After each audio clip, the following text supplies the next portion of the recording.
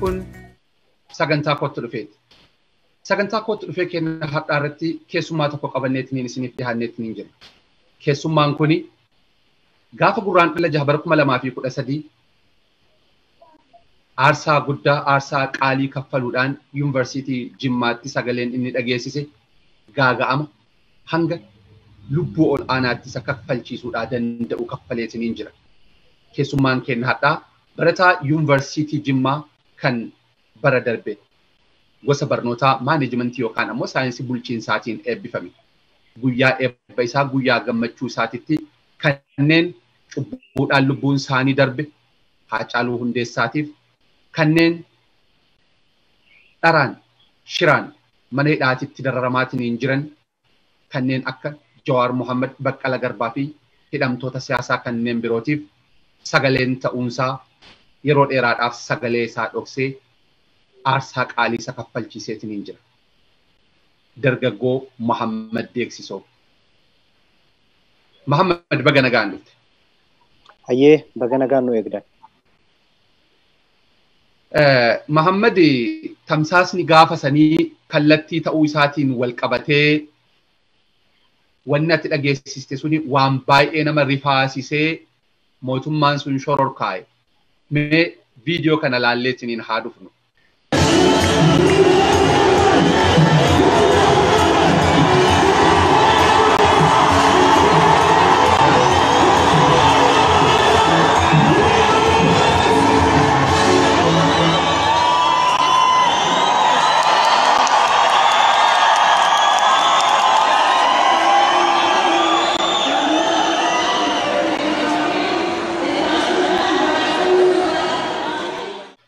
Mohaammed sagalee kanarratti haqni Haacaaluu Hundeessaatiif haa dhufu. Jawaar Mohaammed haa hiikamu. Hidhamtoonni siyaasaa hidhaadhaa haa bahan jedha. Waltajjii kanarratti ammoo aangawoonni gurguddoolleen turaniitiin hin jiran. Pireezidantii bulchiinsa mootummaa naannoo Oromiyaa obbo Shimallis Abdiisaa fi pireezidantii mana murtii waliigalaa federaalaa aadde Ma'aazaa Ashannaafi. Sagalee kan akka dhageessistu maaltu si kakaase? Maaltu si keessatti uume? Gara waltajjiitti gaafa dhuftu wama sirbuuf taatu fakkaattaa battala maayikii fudhatteetti wanni marri jijjiirame. Taatee kana nu yaadachiisime achirraa haa kaasnu. Egaa dursee miidiyaa keessan irratti naaf ta'u keessaniif galatoomaa. Wanti jiru wanti waan sanaaf na kakaase waan addaa miti. Waanuma Oromoo guutuu keessa jiru cubbuudhuma dalagamu. Cubbuu guyyaarraa guyyatti dalagamu malee wanti dhibee hin jiru. Cubbuu dalagamu kana laaluun na jibbisiise. Humnaa ol ta'e wanti barabaraan godhamu hidhamuun ajjeefamaa haqni namaa immoo dhoffamuun kun humnaa ol ta'uu isaati. Wanti addaan jiru isuma kana. Tariiti aarsaa akka kanaa gaafa kaffalan namni guyyaa filata ta'a. Guyyaan suni guyyaa cidha keetii, guyyaa ifaajee kee waggaa 3 ol itti ifaajeetiin jettee yuunivarsiitii turtii, hammaataa keessa turte, ijoollummaarraa mana barumsaa keessa turte, guyyaa firii keetti argitu ture. Tarii guyyaa biraa osoo godhee wayyinnaa hin jenne maaltu hamma murteessitee achi geettee sagalee san jettutti maaltu qalbii kee keessa si dhufe? Egaa ani lubbuu takkatti maqaba. Lubbuu takkatti hin qabu immoo ta'u uummata kiyyaati. Guyyaan sun immoo lubbuu kiyya caala miti. An guyyaa miti lubbuu kiyyaayyuu uummata kiyyaaf kenne waan ta'eef guyyaan anaaf akka addaatti osoo hin taane inumaayyuu guyyaa hawaasa kiyya bira ittiin dhaabbachuuf na qarqaaru. Eebbifame kana caalaa uummata kiyya bira dhaabbachuu foon har'a muradhu yookaan immoo lillii har'a namarraa fudhadhu yookaan fi gammachuu har'a gammadu kana caalaa taateen har'a ani taasisu sagaleen ana har'a dhageessisu uummata kiyyaaf bu'aa qaba jedhee waan itti amanee fi badaa guyyaan sun sarpiraayiz nan goone sin jedhe. Egaa tamsaasa televezyiinii kallattiitiin Itoophiyaa keessatti darbaatiin tureen wanni sun ta'ee battaluma tamsaasni hedduun addaan ciccitee akka hawaasni galma eebbaa keessa jiru nutti mettillee tamsaasni gamasitti darbaatiin turellee hin ciccitee achi booda maaltu ta'e? Akkamitti waltajjiirraa baatee garamsi geessan? Egaa kuni bal'inaan dubbadheera. iddoo garagaraatti illee asirratti illee kanuma kaasu ta'a miidiyaa tanaan dura dubbadhe irratti illee dubbadheera waan ta'eef waaluma wal fakkaataatiin kana asirratti illee kaasa. Akkuma sila OMN irratti dubbadhe ammallee akka waan biraa untoo sin jalaan fakkaanne ani bakka sanatti jedhee gara hawaasaatti deebi'ee taa'e. Erga jedhee geesseen booda deebi'ee taa'ee innaan ka'e bahinaan jedhan hin baane sagantaa kiyya xumuradhee bahee yeroo an sagantaa xumuradhee bahu balbalarraa inni tokko afaan Amaariffaan inni tokko afaan Oromiffaan baga gammadde jedhaa tokko naan gara oliitti dhaabbatee cinaa kiyya gara oliitti afaan Amaariffaatiin afaan Amaaraatiin baga gammadde naan jedhee qabanii konkolaataa keessa na galchanii erga konkolaataa keessa na galchanii booda na reebanii akka waan nama ajjeesuuf jedhanii na doorsisanii waan tokkotu ture. Sun egaa waanuma Oromoo biraati irratti ta'etu narratti ta'e waan adda Mahammad Cufa irratti ta'e an hangana miidhame jedhee himadhuun qabu Oromoon akkuma jirrutti walumaan miidhamaarra. Innumaayyuu ani sagalee argadhee carraa argadhee hawaasni kiyya bitaa mirgaa naa dirmatee yeroo dhiyootti akka afaan isaanii keessaa ba'u na taasisaniiru. Warroonni sagaleen arganne baay'een isaanii kararratti kufaaran jiru. Kanaaf taateen suni taatee osoo sagaleen osoo hiree qabanuu akka waan hiree hin qabne ijoollee sagalee dhabaniiti olii miti kiyya. Kanaaf guyyaa sana waan baay'ee reebicha baay'ee narra geessanis hangasii as garuu alhamdulillah rabbiin galanne haa ga'uuti ammatti qaamaas guutuu sammuu kiyyas qaama kiyyas guutuma qabadhee isaan biraa bahe. Jalqaba battala si qabanii konkolaataa keessa si geessan balbala yuunivarsiitii irraa eessa si fidan? Egaa sun iddoon na geessan baay'ee as nu geessan achi nu geessan jechuun hin ulfaata. Akka nu godhan osoo hin taane namni akkas nu godhe illee lubbuudhaan jira.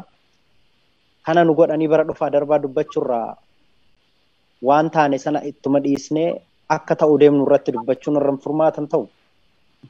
Si qofa moo namoota biraallee dha wayita kana ka qabani tarii wanti dhagahaatiin hin turre itti gaafatamaa kominikeeshinii yuunivarsiitii Jimmaa nama Dr. Wandimuu jedhamu akkasumatti ammoo nama wayita sirba sirbaatiin hin turre barsiisaa muuziqaa eebbifamaa barasanii kan sadarkaa maastarsii eenyu faadha namni amma an kaaseen ala. Egaa ana jalqabaaf akkana fudhataniin akkuma siin jedhe iddoo tokkotti na geessanii na reebanii na doddoorsisanii.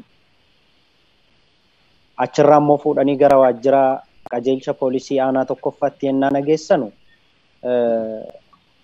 xiqqoo ciisee ijoolleen dhiiga akkas narraa gootee waan tokko naaf kennanii gaafa gadi kaabineen magaalaa sanaa gadi na waamanii gadi ba'u achitti jara kanniinis achitti argadhe jechuudha. Malee dura wanti na wajjin qaban hin jiru. Dr. Wandimuu Laggasa Senior Communication Director Jimmaa University akkasuma Mulgeetaa Ishete barsiisaa muuziqaa Jimmaa University fi achirraa kan hafe obboleessa kiyya Sultaanii fi ijoollee hiriyoota kiyyaa nama sadii nama lama barsiistuu takka dabalatee nama sadii isaanis achi keessa turanii jechuudha. Waan kana erga si qabanii booda dhiiga jettee reefuu maal keessi miidhan maaltu si dhiigee ture? Egaa naannaa ijaa kanarrallee xiqqoo na reebaniiru. Gara lukaa kanas walumaa galatti reebichi akkuma Oromoon biraa itti reebamutti reebame waan addaatti reebamne. Namoonni har'a reebamaaran akkaataa Oromoon itti reebamu tilmaamuu danda'u. Erga si qabanii hidhaa si fidanii booda maal fa'a wanni hidhaa keessatti ture? Maaliif bakka ati jirtullee hin beekamu ture? Qaamoleen garaagaraallee hordofuutti turanii koomishiniin mirga namoomaa irra deddeebiidhaan ibsa baasaa kallattiidhaan illee hordofaa jiraachuu ibsa kaasaa ture. Haalli ati keessa turte haalli namni hundi beekuu dadhabe sun maali? Wanni uummata akka ibsamu barbaadu. Egaa maalii fi haala akkasii keessa na kaanii maatii dhiphisuuf akka barbaadan hin beeku. Gaafichi gaafii mirgaa ta'ee osoo jiru keewwatuma mootummaa kanaatiin heera mootummaa kanaatiin keewwata tokko ka'ee hanga 29tti even hanga hiriira nagaa habootti heeyyamee osoo jiru maaliif akkas na ukkaamsuuf yaaluu na doorsisuu na reebuun maaliif akka barbaachise hin beeku. Haa ta'uuti iyyuu malee yeroo turetti haala dansaa osoo hin taane haala baay'ee nuffisiisaaf jibbisiisaa keessa ture. Sibiilaan harka kiyya hidhamee even if sagaraadhuma akkaataa ittiin ofirraa dhiqu dhuunfaa rakkachaa ture. Hanga kana na rakkisanii. Sanarra darbee immoo haalummaan dura yeroo qajeelcha turretti mana tokko keessatti mana 3-4 hin caalle keessatti nama 80 nama 60 70 walitti galchu. Isa kanarraa kan ka'e haalli achi ture xiqqoo gaariin turre na dhukkubaa ture maal jechaa ture kanarraa kan darbe immoo fuudhanii iddoo biraatti dhuunfaa kiyyatti na hidhanii kun akkuma jirutti ta'ee kun maaliif akka godhame cufa garuu naaf hin galu. Hardhaallee maaliif akka wanti sun godhame naaf hin galu. Wanti ani jedhe lubbuu namaa biraati irratti miti. Ani kan lubbuu nama biraa baasaan jenni. Waa'ee lubbuu nama biraa yookaan immoo waa'ee qabeenya waa balleessuu yookaan waan wayiititti namaan kottu waa balleessin jenne mirga gaafadha. Kuni freedom of speech dha. Heera mootummaatti eeyyamu. Waanuma heerri mootummaa eeyyamu sana deebisanii akka biraatti na qeequu na reebuu barbaadanii. Egaa kanumatti iyyuu haala ulfaataa haala rakkisaa ture. Walumaa gala adeemsa kanaan ji'a meeqa turte harka isaanii? Jimma turte jimma booda ammoo jimmaa hin jirtu gara naannawa Finfinnee kana si fidan jechaatu dhaga'ame akkamitti immoo si fidan? Egaa jimmarraa akkuma beekamu gaafa duraa akka gaafa achi kan na qabe federaalli immoo fuudhee qajeelcha poolisiitti na kenne. Qajeelchi poolisii aanaa tokkoffaan aanaa lammaffaatti na dabarse. Aanaa lammaffaan humna addaa Oromiyaatti na dabarse. Humni addaa Oromiyaan fuudhee qaama warra hin beekamne ani baluu jedhee isaan ibsu hin beeku. Koree bittinneessaan erga diigame tuttureera jedhamu. Koree bittinneessaa Oromoo ammarratti poolisiin akkas jedhamu hin dhageenye maqaa isaa humna addaatti erga deebi'ee tuttureera waan ta'eef fuudhanii isaanitti nu geessanii galaan jechuudha.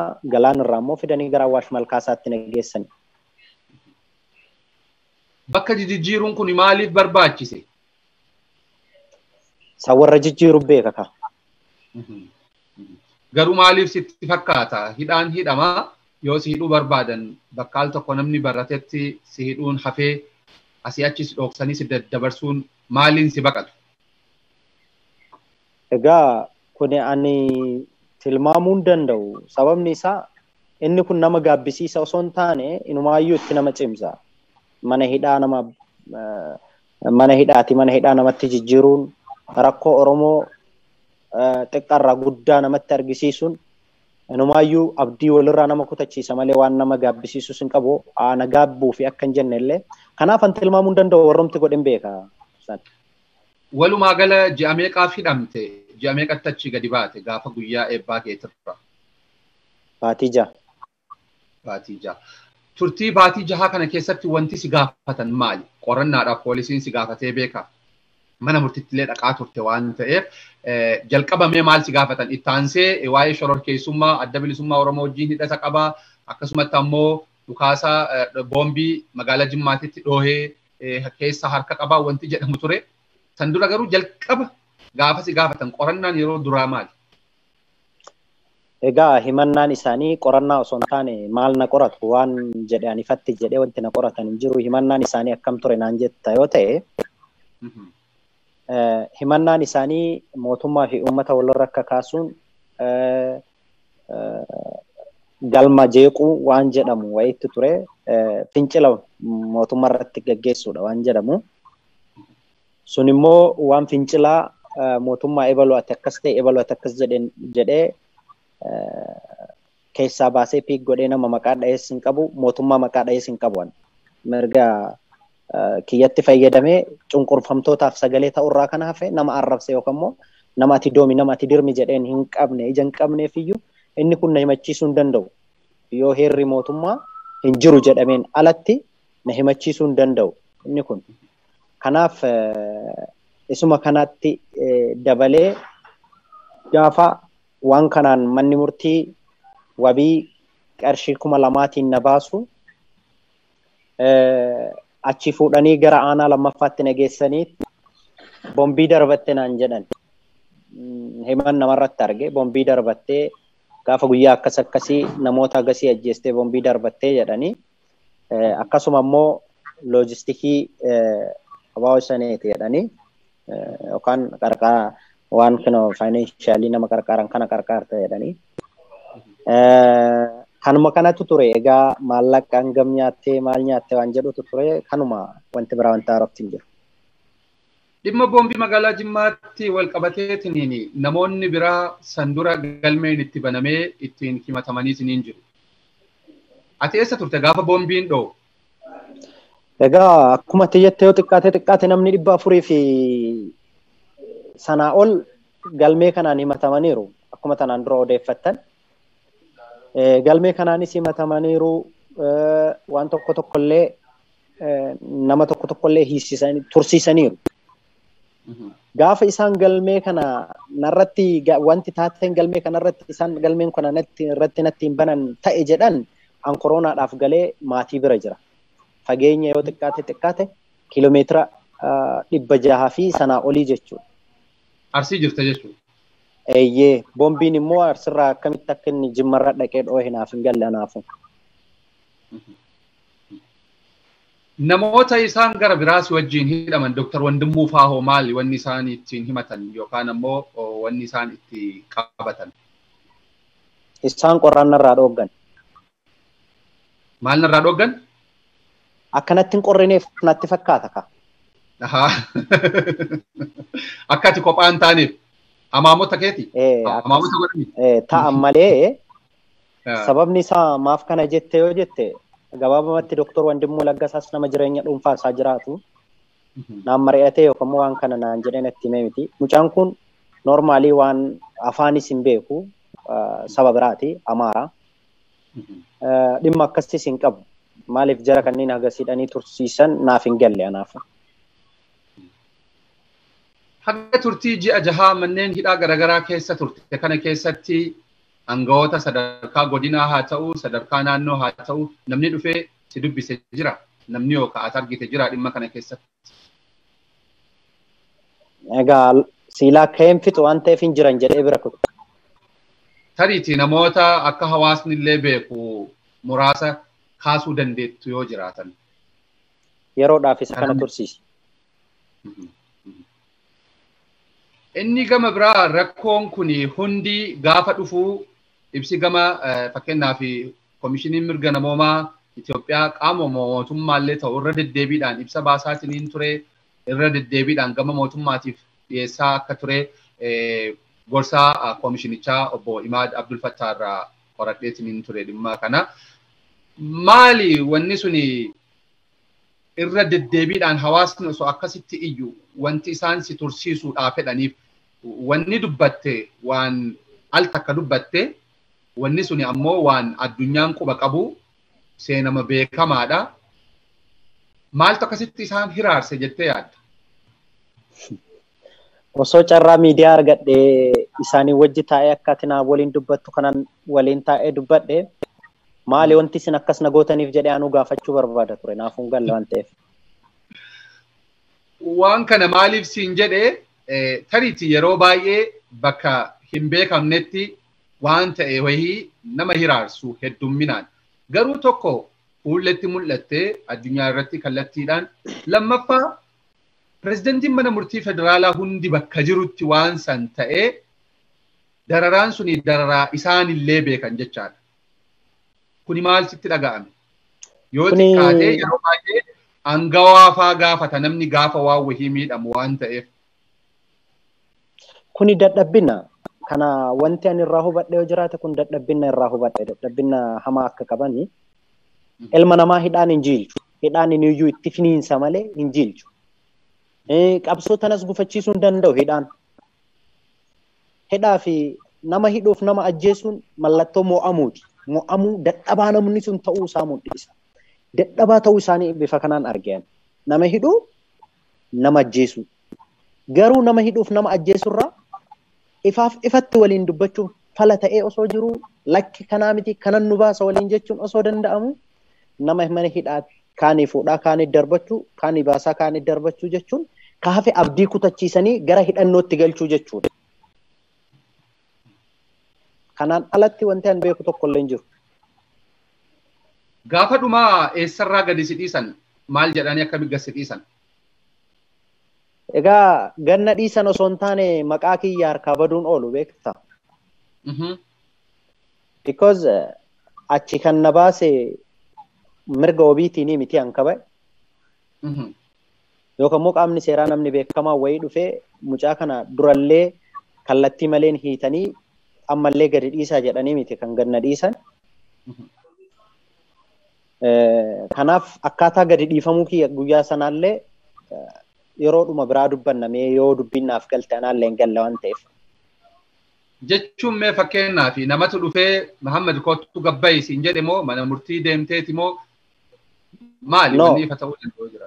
No, wammaan ani anaafillee hin galle siin jedheef iyyuu osoo qaamni seeraa wa'ii dhufee bifa wabiitiin yookaan immoo bifa bilisa isa jedhuu sanaan gannu dhiisanii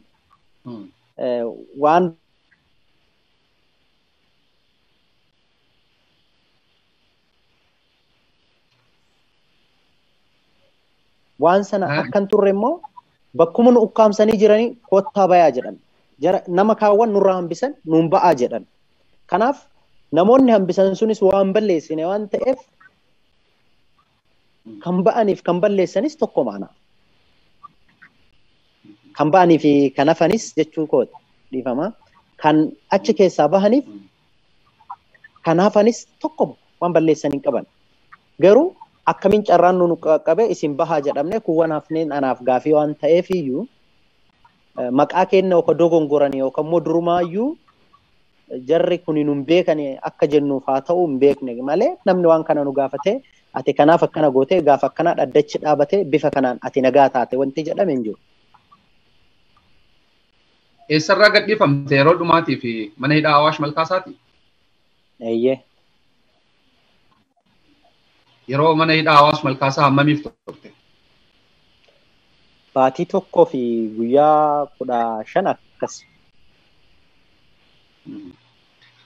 Waan amma ta'e kana hunda keessatti aarsaa guddaa kaffalteetiin jirta. Tariitii namoonni baay'een mana hidhaatii gadi baafamanis ajjeefamaa turan waan ta'eef hamma lubbuu kee dhabutti aarsaa kaffaluu dandeetta turte. Adeemsa kana keessatti tarii tasumallee waan kana osoo gochuu baadhe yookaan ammoo osoo haala biraatiin yeroo biraa godhe jettee beektaa yookaan itti gaabbitee beektaa? Maal sitti dhagaa? Namni waan dogongoreef waan balleesse irratti gaabbaa beeki. An akkas jedhee gaabburra mucaa kana odoo akkas gochuu baanne jedhanii isaan naa gaabbuu ture malee ani wanti na gaabbisiisu hin jiru. Waan kana wanni si gaafadhee fi sultaan illee kanaan dura sagantaa kanarratti affeerree obboleessa kee waanuma wal fakkaataa kaasa ture. Kanaan dura gaaga'amoota akkanaa keessa kasi galchuu danda'an aarsaa akkanaa kaffaltee beektaa? Hidhammaatuma dhufe. Yeroo garagaraatti hidhameera. Yeroo garagaraatti immoo waanuma addaattu namaan jedhama. Yeroo sana keessa taa'anii waan nama dhibu keessaa wanta uummata kiyyaaf xiqqoo asirratti dubbachuu barbaadu yoo jiraate sirna tokko keessa taa'anii sirna isa darbe qeeqan. Rakkoo ka qabu eenyu ta'eet eenyu akka isaan qeeqan naaf hin galu. Gaafa TPLF illee warri TPLF dhaabbatee fuuldura dhaabbateetiin nuun kuraa namaan dhiiga lafa lolaasaa daantaa ilma namaa maallaqatti sharafatee kiisii kaawwataa ture. Just like warruma akka hardhaa dhaabbateetiin TPLF akkas jedhee TPLF hin balaaleffatee of immoo of qulqulluu godhee nama miidhaa jiruu kanneeniiti. Kan kanarra darbe wamaa siin jechuu hin danda'u. Maaliif jennaan nama waan beeknettu nama yookaan rakkataan jirretti barkun rakkoodha jettee nama rakkataa jiruuf nama rakkoon eessa akka jirtu beekutti immoo rakkoon kana jettee himuu hin dandeessu. Kanaaf wanta ati taate anis ta'eera wanta an ta'e immoo atis taateerta kan akkasii naa qaba. Amma eessa jirta? Haalli nageenya kee maal fakkaata? Maal keessa jirta? Ammaa fi iddoon an jiru biyyuma lafaa kana jira. Iddoo jirutti immoo haa ta'utii keessaan namootuma tokkotu na dubbisaaru na gargaaraaru. Dhugaa dubbachuudhaaf Oromoon gaafa sana cufa miti kan harka diinaatiin hafuudha hardhallee immoo anaaf gaachanumaaf wantee ta'ee jira.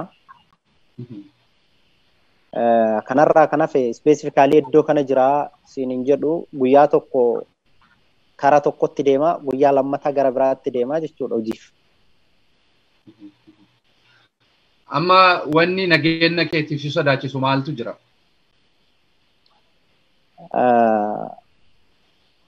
Beeki sodaa yeroo hundaan sodaadha. Sodaa sana garuu badhee baasee mul'isu. Maaliif sodaatta jennaan dhiirri akka dhiiraatti nama miidhu. Gadheen gadigaloon akka namni hin beeknetti nama miidhi. An akka hin beekamnetti du'uun fedhu yeroo hundaa'u akka hin beekamne ta'uun barbaadu. Akka hin beekamnetti du'uu irra ani guyyaa tokkocha ol ka'ee lallabee osoo an lallabu malee kan du'uu fedhu. Akkasumatti osoma an taa'ee buna dhuguuf osoma an taa'ee waa nyaadhu akka yartuun nama nyaattu kana miti yookaan immoo osoma an kararra deemu. Du'a akkasiin fedhu. Mee haalli Oromiyaa walumaa galaa yoo laalleetiin hin jenne akkasumatti ammoo akka biyya Impaayera Itoophiyaa saniititti waggaa 4-5 dura qabsoo jabaa uummanni Oromoo wayyaanee irratti taasisaatiin ture jira. Waggaa 3 dura ammoo qabsoo taasisaatiin ture moohee Oromoon hundi qeesaatti walitti dhufee kan dur qabsoodhaan fagoo jirullee walitti dhihaatee namni hundi gammachuu qaba ture. Amma ammoo guyyaa biraa. Adeemsota kanneen yoo ilaaltu yoo xiinxaltu maal sitti dhaga'ama? Dhawaata kana mee waggaa 5 darbirra haga amma jirruutti waan mudataa jiru kan. Gaafuma san akka malee akka dogongorre nan mul'ata. Gaafa kam? Gaafuma akkas machoofnee waan karaa gaarii qabanne nuuf fakkaatee machaa'aa turre sana waan dogongorre natti fakkaata. Yeroo baay'ee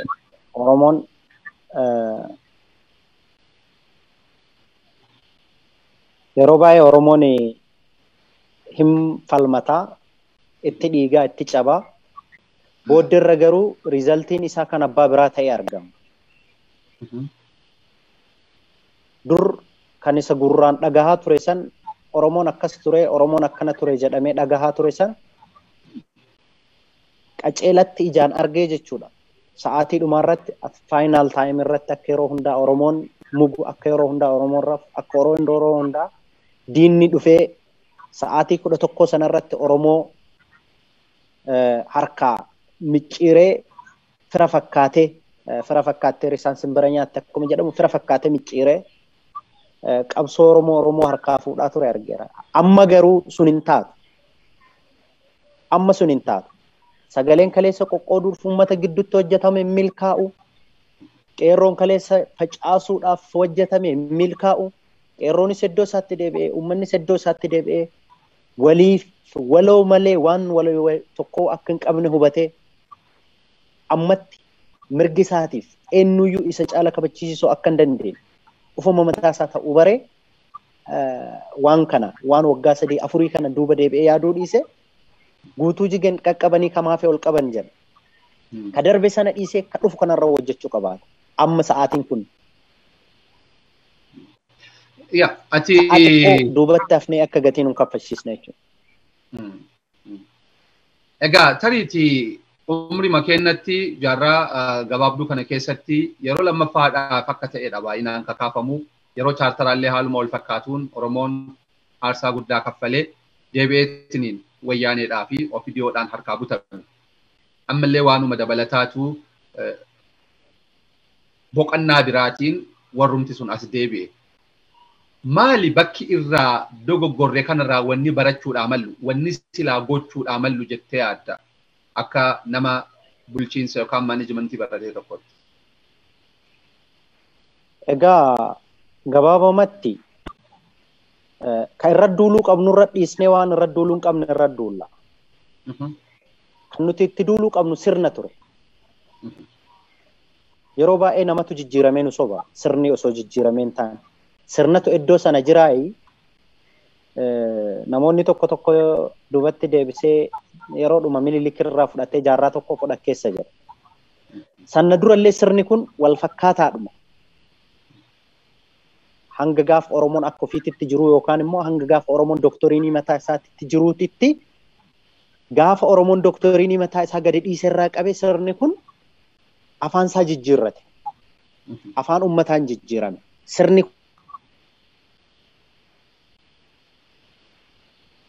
hojjetame. Sirna akka isaa ta'utti hojjetame kana jala yaane uummataan sobamne, namootaan sobamne, murna xiqqaan sobamneet sirna kana jala yaane. Ani kan ta'uu qabu uummanni kun sooshaal istiraakcharii isaa harkaa baduu hedduu sana deeffatee sirna mataa isaa sirna qabu sana gadi dhaabee sirna jarri hin qabne jedhan kana guutumaan guututti diiguu qaba. Sirni kun hanga hin diigamnetti Oromoon Oromoon ta'u, Oromiyaan Oromiyaan ta'a. Because sirna kana Oromoon sirni isaanii Oromoof hin ta'u, ka Oromoo yoo isaaniif hin ta'e haa dhiisan. Sirni isaanii garuu Oromoon ta'u. Namni sirna isaanii keessatti appideetuuf gochuu barbaadu yoo jiraate dogongora seenaa hojjetaara malee sirna sana fidee Oromoo irratti appideetu gochuu hin danda'u. Kenna maaltu itti dhabe? Sirna ittiin banne harkaa qabna, sirna impaayeraa jala fiigi. Kanaaf sirni impaayeraa kun baduu qabaata. Ammas irra deebi'ee kan dubbadhu sirna rakkoo qabu. Namni odoo sirni kun gadi diriirfame namni dhuunfaa isaatti waan fiduu danda'u tokkollee hin qabu waan ta'eef. Sirnatu iyyuu mataa isaa sirnuma bittaati. Sirnatu iyyuu mataa isaa sirnuma gurgurtaati. Kanaaf sirni kana keessa wanti jiru guutuun wanta sirna kana keessa obboleessaaf obboleessa walii godhe diina walii godhe guutuun diigamee jijjiiramuu qaba. Mee ati gara tokkoon dargaggeessa illee qeerroo haalli amma biyya keessa jiru mootummaan qabsoo facaasuudhaaf caasaa Oromoo facaasuudhaaf wanni inni hojjetaa jiru keessaa isa kaan mallaqaa fi dantaadhaan sossobuu, isa kaan lubbuu sodaachisuu, akka keetti kana hidhuu wantoota akkanaa godha. Maal dhaamta keessaa dargaggoota qeerroo dirra keetii kanaaf? Egaa mammaaka tokkotu jira beek. Udaan ajaaf dheessanii sodaa seeti jedhu. Qeerroon hin jiru ka jedhamu qeerroo of haaromsuuf yookaan immoo waa wayiitiif cadhise qeerroo waan dhabame se'u malee qeerroon bakkuma jira. Hin jira siisteemii mataa isaa keessallee yeroon boodan deema. Tarsiimoon kaleessa inni ittiin masakamaa ture har'a akka kaleetti deebi'ee hojjetame. Kaleessa maal jedhamaa ture? Mootummaanii firee shoolaa miti kan dhagaadhaan buustan jedhamaa ture. Akaadhuma saniin hayyuu fi ufafoo buusee hayyuu isaatiin masakame dhakaadhuma sanaan waan godhe isaan iyyuu gamana fide. Har'a immoo siisteema mataa isaatiin itti dhufe waan buusuu qabu sanaan hin buusa. Kana shakkiin qabu. Inni gara biraa adeemsi qabsoo kan waggoota sadi dura ture, waggoota 5-6 ture qabsoo hokkora maleessaa yookaan immoo non-violence struggle ture. Qabsoon suni heddumminaan qabsoo magaalaatti hidhatu, qabsoo hawaasa hedduu sochoosuudha. Garuu Oromoon durimarraa gaafa caberraa wanni inni ittiin lolu gaafa qawweellee hin qabne waraanaa fi cokoo waan ta'eedhaanis ofirraa lolee humna wanni inni itti fayyadamaa ofirraa dhoowwaa ture diina. Qabsoo humnaa, qabsoo qawwee gama biraatiin babal'ifamuu qabaa kanneen jedhanillee jiru. Isa kan akkamitti ilaalta? Maal asirratti gaheen hawaasarraa dargaggootarraa eegamu? Waan isa baasu uummanni hin beeka. Waan isin baasu irra jabaadhaa jedhaan waan biraan jiru. Inni gama biraa immoo walitti dhufeenyaan caalmatti garaagarummaa dhaabbilee siyaasaa gidduu jiru akkamitti ilaalta? Wanni fedhamu bilisummaa Oromoo yookaan ammoo mirga Oromoo kabajuu eegsisuu yoo ta'e dhaabbileen walii wajji hojjechuudhaaf maali wanni ati gorsitu ati dhaamtu? Hanga har'aatti siyaasaa Oromoo wal loluun argine. Warra siyaasaa Oromootti fayyadamee garaa ofiitiif buluu barbaadu warra wal lolu arge malee siyaasaa Oromoo dhugaadhuma daantaa Oromiyaaf dhaabbate kan walitti bu'een argine. Nama garuu daantaa mataa isaatiif dhaabbate siyaasatti bu'u argeera. Malee siyaasaa dhaqee namatti bu'uun argine namatu siyaasa bu'a yeroo baay'ee. Kanaafuu maal dhaamta ati asirratti? Wanti ani dhaamu uummataaf dhaama, paartiin dhaamu. Wanti ani dhaamu uummataa fi akka keessan kaleetti deebi'aa. Waan hundaa harkaa qabdu. Simbirri kun duutu moo jirtu jedhe namtichi harkatti qabate. Duutu jechuufis jirtu jechuufis harka kee jirti jedhe. Nuti paartiin nu ijaaruun qabu. Nuti paartii ijaaruu qabna. Uummanni paartii ijaaruu qaba malee paartiin uummata ijaaruun qabu. Paartiitu uummata ijaaruutti deema bara. Waan nama aarsu keessaa. Kanaaf paartiin uummata ijaaruu hin qabu. Uummanni paartii isaa tole garuu ijaarrachuu danda'a. Qabas immoo paartii dhabee miti uummanni yeroo kanatti. Kanaaf paartii baay'essanii nu burjaajessu osoo hin taane yaada baay'essanii nu ceesisu akkuma sila dubbadhe jechuudha. Paartiin dhabne uummanni keenya. Paartii ammallee taanaan paartii ofii barbaade deeggaruu danda'a. Garuu paartiin uummata uumuu osoo hin taane uummanni paartii uumuu qaba. Mee walumaa gala wanta gammaa kaasne irratti dhimmi osoo ka'ee jetteetiniin yaadduu akkasumatti ammoo dhimmi ani hin kaasin irra darbe yoo jiraate carraa dhumaasiif haa kennuuti achi booda gama goolabuutti deemna. Egaa wanti an jedhu yoo jiraate carraa kanatti fayyadamee wanti ka'e baay'ee jira. Nuti waan keenya yoo dubbanne sekendii taanatti miti waggootatti hin fidne waan ta'eef iyyuu gabaabamatti wanti an jedhu hayyoota mana hidhaatti oggoramanii ta'an har'as taanaan borus taanaan hiika. Hayyoonni kun hiikamuu qabaatu. Waan balleessan tokko illee hin qaban. Isinit fakkaatee har'a dogongora hamaa dogongoruu jiru. Isaan hidhuu ni miti. Isaan wajji mari'adhaa. Waliin mari'adhaa. Gatteessi isaatii mariirra kutteerti fakkaatti dubbiin. Ta'ullee garuu hiika. Hiikamuu qabaatu jarri kun. Waan badii tokkollee balleessan hin qaban. Dhugaa rabbii dubbachuudhaaf Oromummaa isaaniitu mana hidhaatti isaan dabarsaara malee wanti isaan qabeenyaan isaan yookaan immoo maaliin isaan nama dhuunfaa yookaan immoo nama maalii jalaallee fudhatanii jiru. Kan fudhate haa hidhamu. Sun immoo seera dhiyaatee itti murteeffamuu qaba. Namni itti murteeffamne seeratti dhiyaate kan asii achi qabatanii mana hidhaa osoo hin taane manni hidhaa jedheen himu amma fakkeenyaaf isa sana. Iddoo durriyyeeti. Mana durriyyee kana baasaa. Hayyoonni mana durriyyeetiin hin malan. Durriyyeedha malee kan kana akkana nama godhu. Qaamni seeraa akkana nama godhu. Namni an qaama seeraati jettu durriyyoomuu dhiisi. Durriyyoomuun biyya kana nun baasu. Qiletti nu galchiti. Hin kufna. Kufa cabnee caba badaa cabna. Caba cabnu kana keessatti immoo awwaala keessantu ajaa'a. Kanaafuu nu baasaa bakka sanaan jedha.